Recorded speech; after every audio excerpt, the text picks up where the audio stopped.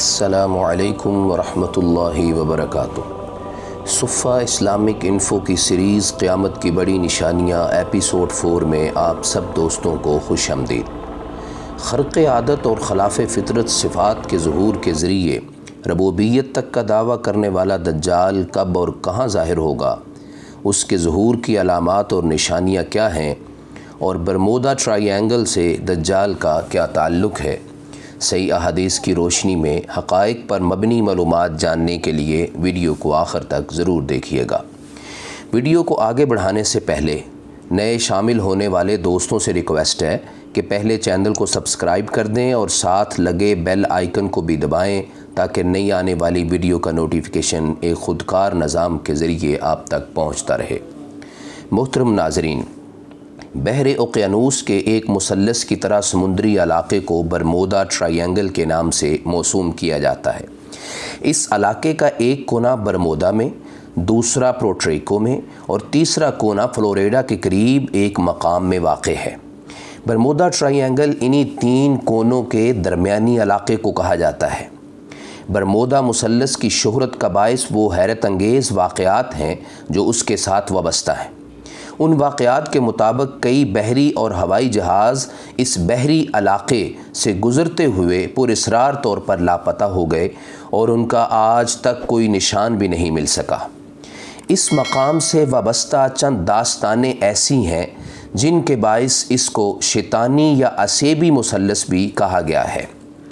Bermuda تکون کے بارے میں مختلف داستانیں زبان زد عام ہیں۔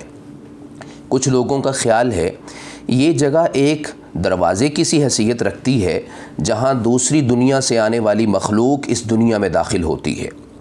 کچھ لوگ اسے وقت کا خلا کہتے ہیں جہاں آنے والی ہر چیز وقت کے خلا میں گم ہو جاتی ہے۔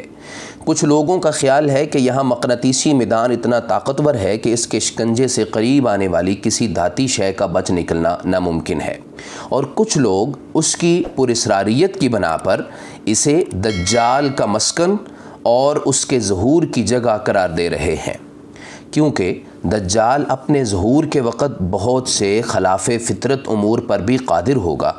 مثلا زمین اس کے کہنے پر اپنی نباتات اور خزانے نکال باہر کرے گی، اسی کے کہنے پر زمین بنجر اور ویران ہو جائے گی۔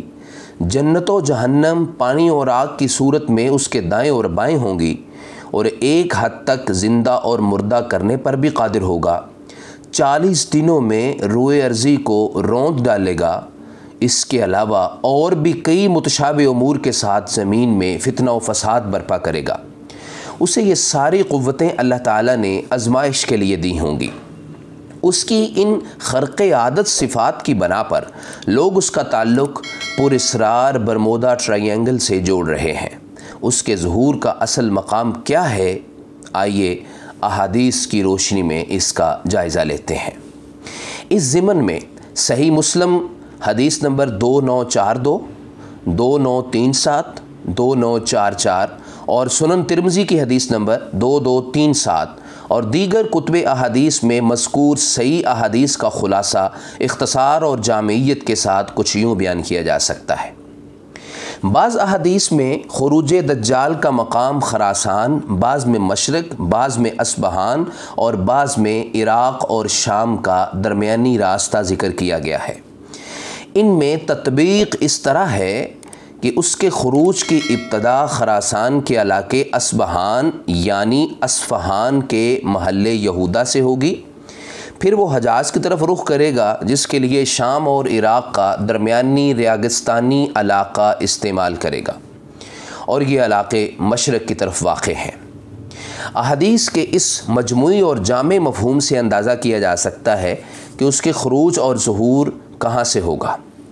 لہٰذا قیاس آرائیوں اور ظنی علم کی بجائے جو حتمی اور یقینی علم رسول اللہ صلی اللہ علیہ وآلہ وسلم نے ہمیں دیا ہے اسی پر اکتفا کرنا ہی بہتر ہے، کیونکہ جو چیز راز رکھی گئی ہے اسے راز ہی رہنے دیں۔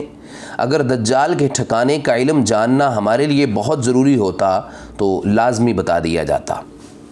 اب رہا یہ سوال اس کا ظہور کب ہوگا اور اس کی نشانیاں کیا ہیں، اس کا جواب بھی رسول اللہ صلی اللہ علیہ وآلہ وسلم کے صحیح فرمودات کی روشنی میں جانتے ہیں۔